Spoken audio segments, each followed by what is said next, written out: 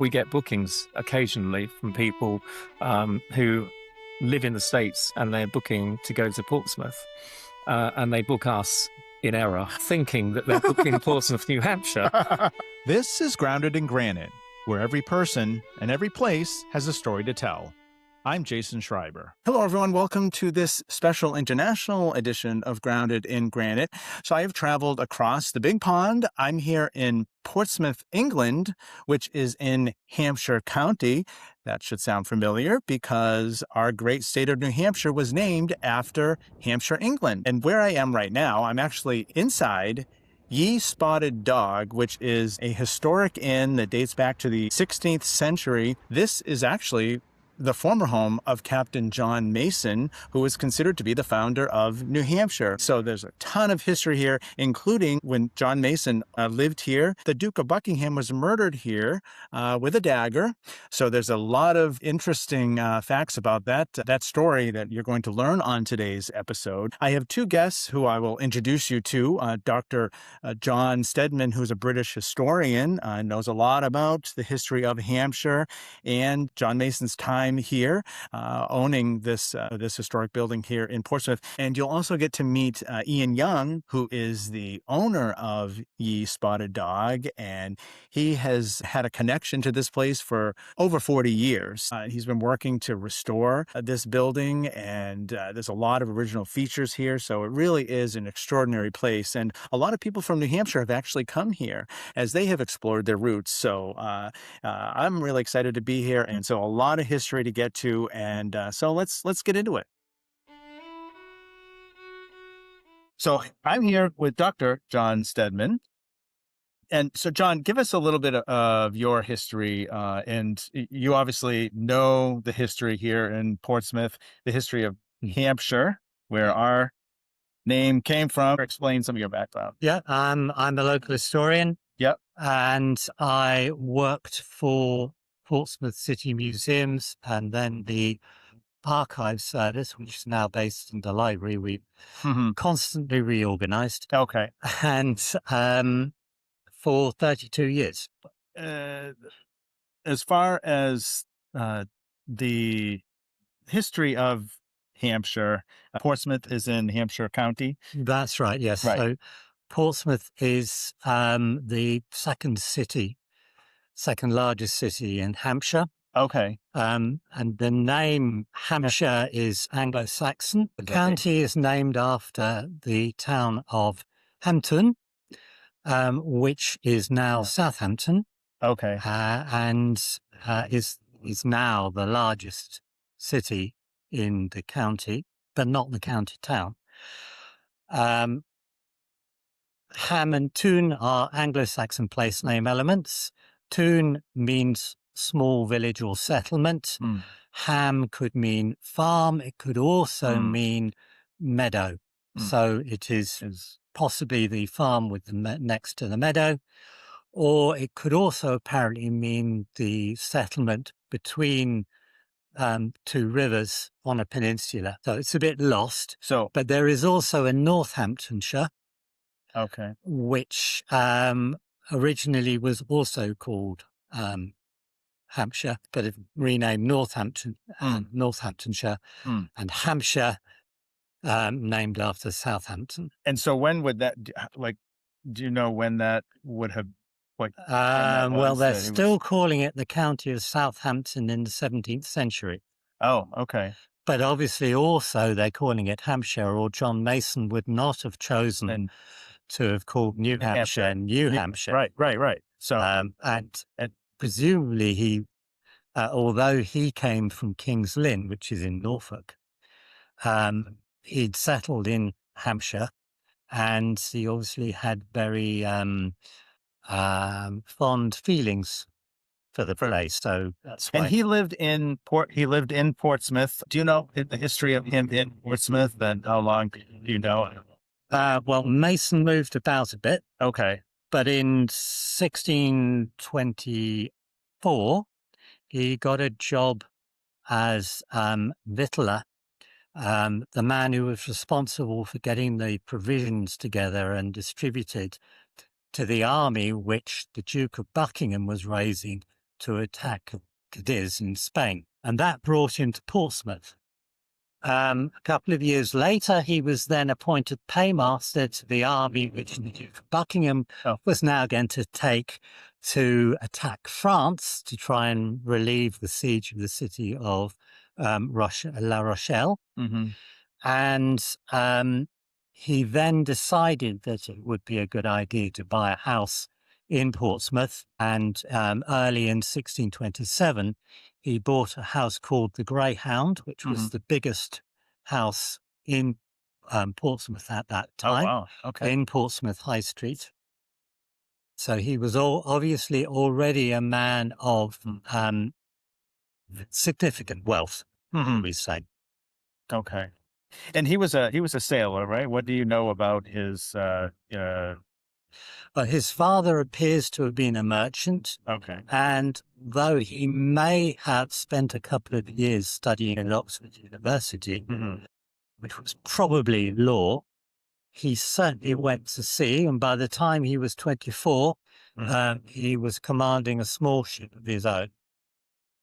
He then led and funded an expedition to the Hebrides in the western coast of Scotland.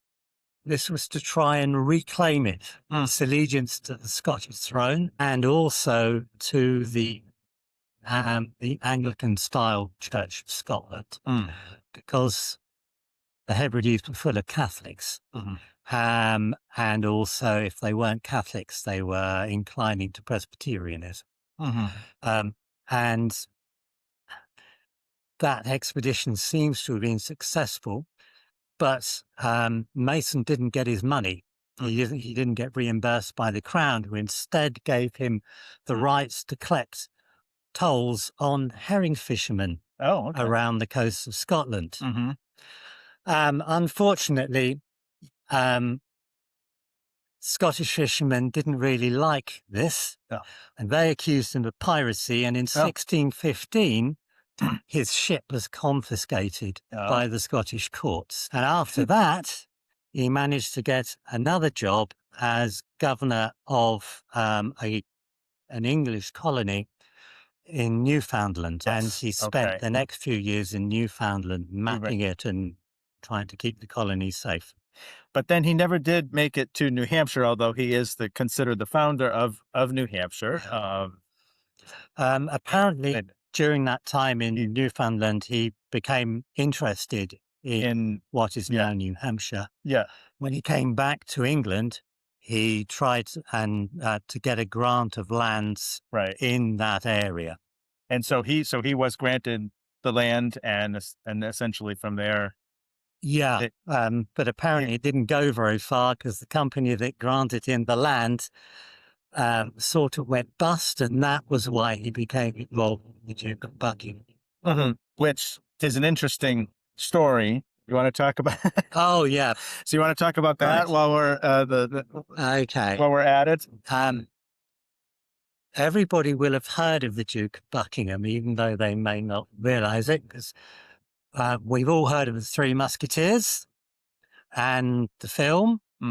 Well, the man who is supposed to have had the affair with the Queen of France, that the Three Musketeers went to visit in England because the jewels that he'd given to the Queen had been stolen, was the same Duke of Buckingham.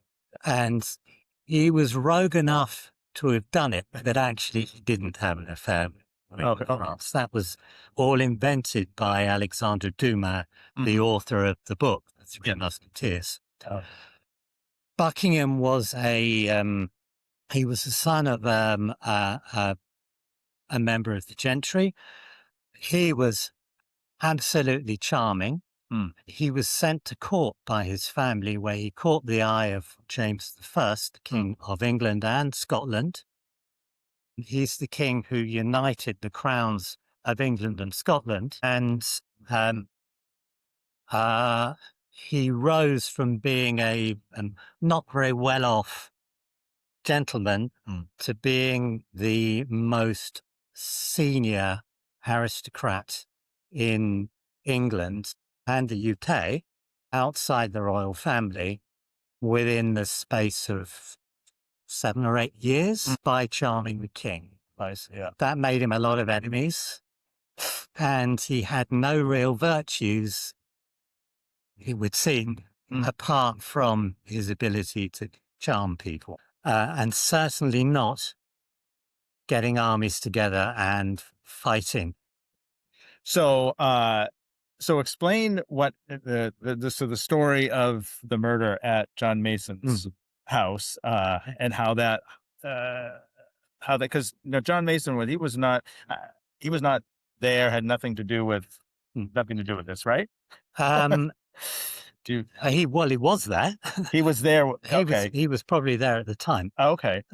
So Mason was Mason's cousin was one of he was the private secretary to the Duke of Buckingham, and therefore this is probably how he got the job as paymaster to the army that Buckingham had raised. Okay. So in 1627, Buckingham led this army to France. John Mason went with him as paymaster. There were, Mason estimates there were 7,833 common soldiers in the army, and of course there were sailors as well. But he knew, because he was responsible for their pay.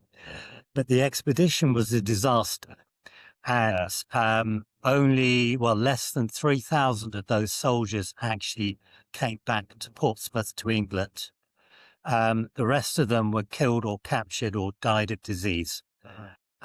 Nevertheless, following year, Buckingham decided he was going to raise another army and go back again. Now, Buckingham at this time was the equivalent of the Prime Minister of England. Okay, so prominent, very prominent. Very prominent, position. Yeah, okay. And because he had the king's favour, he could do nothing wrong. So he was allowed to try and raise another army, and John Mason, as paymaster, was trying to get all the troops together. Now, he also offered Buckingham lodgings in his house, obviously the best house in Portsmouth. Yeah. For the time that Buckingham was in Portsmouth and overseeing the creation of the army and its mobilization and getting it onto the fleet. But all 17th century governments had big problems raising taxation. It's particularly the case in England at this time, because English MPs didn't like the Duke of Buckingham, and they didn't like what Buckingham was getting Charles to do, and they didn't want to pay for a second failed attempt and a third expedition abroad led by the Duke. So the money was only coming in dribs and drabs, and both sailors and soldiers were not getting paid, nor were the people on whom the soldiers were being billeted, because there were no barracks. So the soldiers had to be put up in pubs and in private people's houses. And the sailors were very discontented. And they came clamoring around the Duke when he came to Portsmouth. And one of them actually tried to pull him from his coach and say, harangue him about, where's our money? We're all starving here. And in fact, what they were doing was filching the stores and flogging them off. And that was how they were managing to survive. I see. So all the stores which were supposed to be going on the ships to go with the expedition. Anyway, so but this man was imprisoned in Mason's house. Buckingham went off. The sailors then tried to storm the house and threatened to pull it down. So Mason thought, right, well, we'll diffuse the situation by releasing this guy. But a couple of days later, Buckingham saw him in the street and rearrested him, and that led to a riot. A number of the sailors were killed because by Buckingham and the officers who rallied around the Duke, and the situation was very febrile. Buckingham then spent the night in Mason's house. In the meantime, a man called John Felton, who had been one of Buckingham's officers in the previous year's failed expedition to La Rochelle, had come down from London with the intention of murdering the Duke.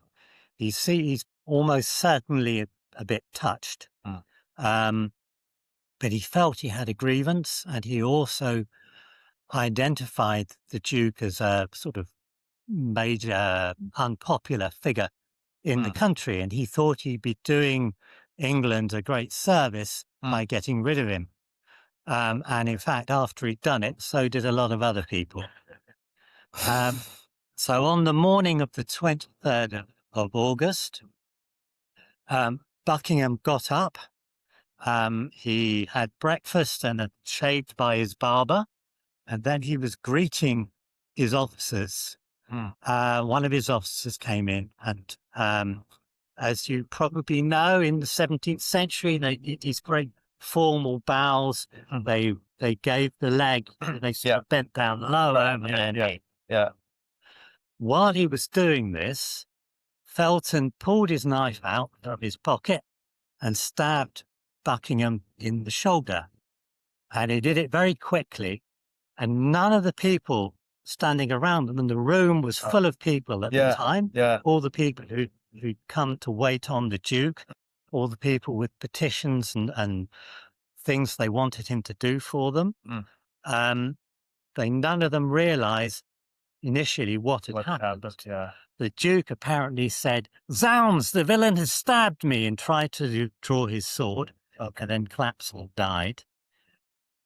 Everybody was rushing around. They were shouting, "A Frenchman," because of course they were about to go to war with France. They assumed he'd been assassinated by a Frenchman. Felton didn't leave the building. Instead, he walked through to the kitchen. And he was standing quietly in the kitchen, and then he thought he heard somebody calling his name. So he walked back in and said, more or less, "Here I am, I did it." Okay, so try to flee, or he just confessed right on the spot? Confessed right on the spot. And he was taken off and eventually ended up being tried for treason in London. Hanged, drawn, and quartered, I believe. Yeah, I think that's but what I it read. certainly would not have been a pleasant death. No. The king naturally was extremely upset. Nevertheless, they went ahead with the expedition, and Mason got the rest of the army together, and it set off a couple of months later. It arrived in La Rochelle, and a couple of days later, La Rochelle surrendered to the King of France, and the whole thing had been a complete waste of time. Well, John, I appreciate your taking some time to share some history that a lot of folks back in New Hampshire will find interesting. And it's also fascinating to me, as you make your way around the country and see all of the names that we all are so familiar to us at home. We obviously know this is where they came from. And it really is just... And obviously, this is why Portsmouth, New Hampshire is called Portsmouth, New Hampshire. Well, John, thanks again. Appreciate it. So, Ian, so you have owned the Captain John Mason's former home since what's the history of 2002. 2002. I was here before that for 20 years, renting offices. Renting offices. And it was the building that was actually an architect's office, and the owner, his son was an architect as well. It stayed in the family. And then when the son was retiring, he then said to me, "Look, you've been here 20 years. My son's not interested in this old dump. So would you like to buy it?" And that's how I ended up buying it. It did need a huge amount of work at that time. I mean, part of the roof on one side was collapsing. Okay. We had numerous saucepans and pans to catch the water when there was a storm. Oh, jeez. So there was a lot of work to do. Give some of the history. How old is this? How old is this place? Well, it started out probably around 1510, 1520. We know Mhm. that it existed in 1523, Okay. and it was called Le Greyhound at that time. Which was and it was the name of the inn. the inn. It was an inn then. And French at that time was very popular. Mhm. The name changed later on, and it became Ye Spotted Dogge. Mhm. By the time the Duke of Buckingham was murdered here in 1628, which is when Mason owned the building, but it dates back to 1523. It was actually looked after by John Chatterton, who was the commander in charge of the garrison at Southsea Castle. So that's how the whole thing started, and then it went through various phases over the years. But it became Ye Spotted Dogge. I think they probably fell out with the French, and so the name changed, and it became Ye Spotted Dogge. So, and it stayed as that until 1700. Okay. And as an inn. Yeah. And in 1700, it was dramatically reduced in size.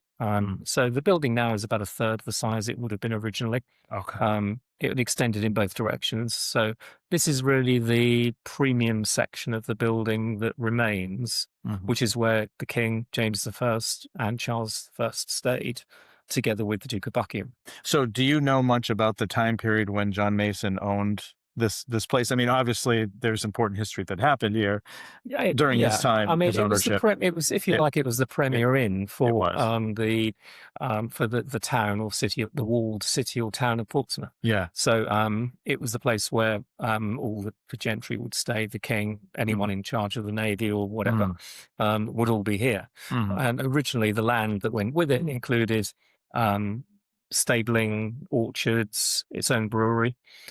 So it had pretty much everything it needed to be self-sufficient, and also tunnels at the back of the building that went under all of the properties along the high street, all the way down to the docks. And those tunnels, some of those tunnels actually do still exist.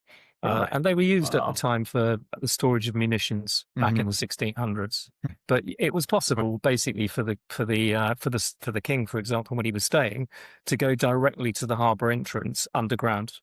I see. Okay. So now, what would they just still exist, but not? Well, some of them do. purpose Some of them are still there. Yeah. Unfortunately, some were collapsed during the Second World War. So some of them just literally caved in and collapsed. And so there are sections that still remain, and they actually do have connecting archways, which are bricked up between all the properties. And you have how many rooms you have? Do you have 6 hotel rooms here. 6 hotel rooms. Yeah. Okay. So obviously when people come here, they've got to have some interest in the history of this place. I would because think. we're so close to the naval dockyard, historic dockyard, where HMS Victory is one of the prime attractions, and also Henry VIII's warship, Mary Rose, which was sank in the Solent. So she was raised and is now the focal point of a really impressive exhibition and museum. Have you had any guests from New Hampshire? Oh yes, you have. We've had numerous guests. Actually, we're in the Rick Steves guide for travelling the UK. So in Rick Steves guide, this is the number one place to stay in Portsmouth. It's only 10 minutes from the historic dockyard, so all the connections with history and the navy and the sea, they're all here. And you were saying your sister used to live in Lee, New Hampshire. That's right. Yeah. She was right. I can't remember exactly what the address was, but anyway, it was right in the centre of Lee. So they had a house with some attached buildings and cottages and a barn and so on. When did she move? They moved out there probably about 30 years ago. But from Port, was she? They moved out because my brother-in-law was headhunted by Heidelberg Harris, the printing company. Oh, okay. He was a press engineer, and so they wanted staff out there. So he became one of the engineers working for Heidelberg Harris. I see. And he's just recently retired, and they've moved from Lee now. Okay, but so were they in Portsmouth and moved to They lived in Or- Portsmouth for a while. Okay. They were also in Wales, Okay. in Cardiff, in and Wales, moved to New Hampshire. and then they moved to New Hampshire from there. Did you ever visit in New Hampshire? Oh yeah, Okay, so you've been to New Hampshire. yeah. Okay. So I went to visit them at the house, and Yeah. actually it was for the occasion of my nephew's wedding. Mhm. He got married in Newport, Rhode Island. Mhm. Okay. So we travelled over for the wedding. So you probably have been to Portsmouth, New Hampshire. Yes, yes. So okay, so now you can. What's your comparison? Can you compare this Portsmouth to to our Portsmouth? I think there are lots of interesting comparisons. I mean, there's one or two timber framed houses which have got shiplap boarding and so on, which are mostly wood, which do look reminiscent of some of the buildings which go back, to the same sort of period. Yeah. As I say, there are a few houses around in Portsmouth here, but not so much in the way of timber framing. Yeah. It's pretty much mostly Tudor brickwork and things like that.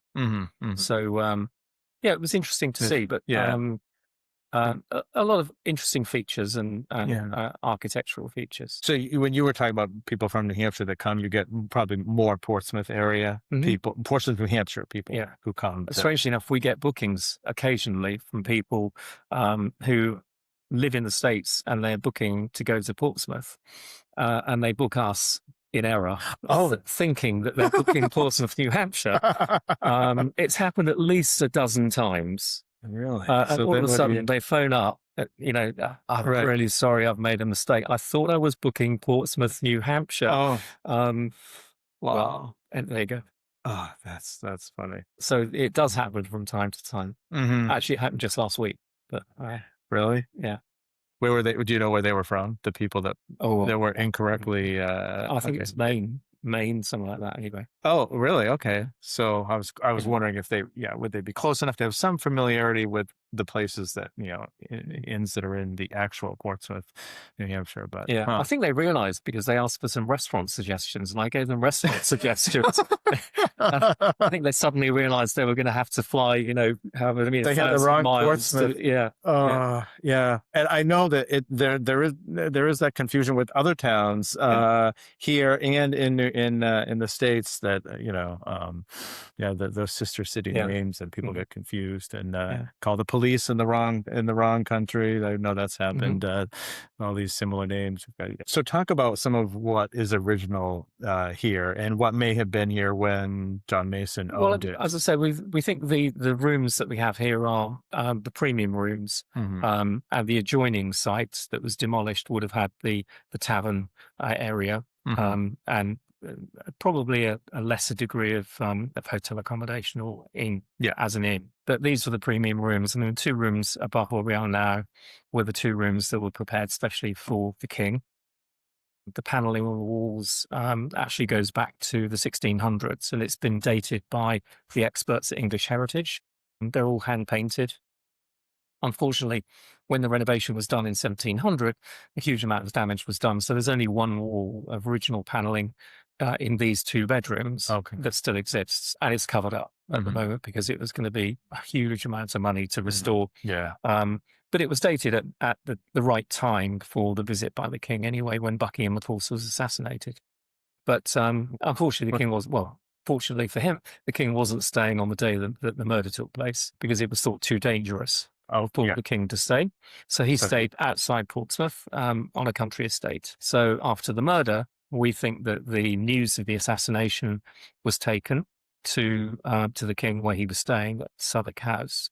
And when the last in line of the family died about 20 years ago, there were no direct heirs for the estate, and all the contents of the estate were sold off. And that's when the dagger that was used in the murder came up for auction. So you've got the dagger there. Do you I have the dagger. Yeah. Let's take a look. And so this is what. So look. So this is what you believe. That's right. It was found in the house where the king was staying. Yeah. And it was wrapped in brown paper and string with a note attached to it said to be the dagger used to kill Buckingham. So it is completely correct for the period. The shaft, it was known as a penny dagger, but the shaft is completely correct for the 1600s. The handle there is made of agate, and it's solid silver banding. But it doesn't look much. But then on the other hand, people were a lot smaller at that time. True. And the assassin was actually an army lieutenant, so he would have known exactly where to put it. And at that time, you couldn't exactly call the emergency room. Right. No. So where do you, so you keep this here, you have this here on display? We don't keep it on display anymore because it was on display, but we had a burglary and it got nicked. Oh, geez. So, okay. So not on display. Unfortunately, fortunately, I should say, we did get it back. But, so the burglar actually got away with it. He got away with it, yeah. And it's an amazing story. A friend of mine lives down the street here. He heard a noise in the garage at the back, rammed the door shut, called the police. The police opened up the back of the garage, arrested the guy inside, and he had a set of antique keys on him, which had been stolen from here. So they knew that he was involved in some way in the theft of the dagger. So they did a deal. And then amazingly, the dagger was returned in a supermarket carrier bag at an appointed place at a certain time. So now I don't keep it on display. No. It's kept in various random places. Right. Just for, to make it more difficult. So the burglar knew was this specifically targeted? Had we not been that fortunate, then I think it probably would have ended up in a private weapons collection. Yeah. Oh my gosh. So and when was that? When did that happen? Where are we? Probably at 2015. Okay. Yeah. A good 10 years ago or so. Yeah. Wow. So do you show guests? I mean, do you have guests? Yeah. We keep it locked away, and then if people are interested in that, which most people are, so it's there for when people ask if they want to see it, or if they're particularly interested in the history of the building and the fact that Buckingham was murdered. The story of is that a sort of a common question that you get asked? Do a lot of people know that? Particularly, the plaque on the wall outside is a hint, and in addition to that, a lot of people, we do actually get people knocking on the door who have actually traveled from the US. And we've had several people actually knock the door and say, I'm a direct descendant of the assassin. Really? Yeah, we had two I think they probably were about two boys, they must have been in their 20s, they were twins, knocked on the door and said, could we maybe pop in and see the dagger or something? Because we know that our distant ancestor was John Felton, the assassin. And I think at one point we contacted someone called, I think it was Thora Felton, who also was a direct descendant of John Felton. So the entire family moved to the US after the murder. Oh, the family moved to the US. Yeah. Okay. Yep. Do you know where they? I'm not sure where it was exactly, but obviously Felton, interesting. He was very popular for having committed the dastardly deed. Yes. When he was taken to London in a carriage, people lined the streets to cheer him because Buckingham was so unpopular. And so for that reason, he became a bit of a folk hero in some respects. Right. So and this is known as Buckingham House, right? That's what it was known as Buckingham House really after probably around 1700 when it was turned into a private house, and it was just named Buckingham House because of the association with Duke of Buckingham's murder. When you get people from New Hampshire that maybe have come here, do they know? Do they ask about him? Are they coming here because it's come up several times, and because they know the connection to the history. So the connection is quite well known. Yeah, and I think people tend to when they research Portsmouth and they know they're coming to visit a historic dockyard. The history is there on our website about the house anyway. And it's the only place in Portsmouth which is really a historic house hotel. So there's nothing for miles around which has the same kind of history and character. What have you enjoyed about owning this place and being able to preserve as much history here as you can? I think it's a challenge, really. The challenge, really, of getting the place operational. Yeah, well, I think one of the nicest things is really that it was originally built as an inn, hospitality and being alive with people. And for many, many years, it was it wasn't really like that. And even when it was offices, it was soulless, really. Really? You know, you could walk in through the door, and yes, there were rooms, and they were all being used. But when it reopened with the bar and the hotel rooms, it really went back to that kind of life of entertaining guests and hospitality. So it's quite nice for that, because we very often have functions and parties and things like that, and you can see that people really enjoy the atmosphere of the building. So you said it's there's 6 rooms? 6 hotel rooms, yeah. 6 hotels. I mean, rooms. all of them are completely different, because we had to work. I was with, kind of curious, are they different features that are in the rooms? yeah, they're all completely different, because the building is grade 2 star listed, which puts it in a historic category, which is it's in the top 5% of the most important historic buildings in the country. So that means that you know, you really have to get special permission to do all kinds of different works. So I had to go through all of that to make sure that the work was done in accordance with the rules and regulations. So it's quite a challenge to get that done, Right. and then really to be able to try to create rooms which were going to give modern facilities, but at the same time retaining some historic character.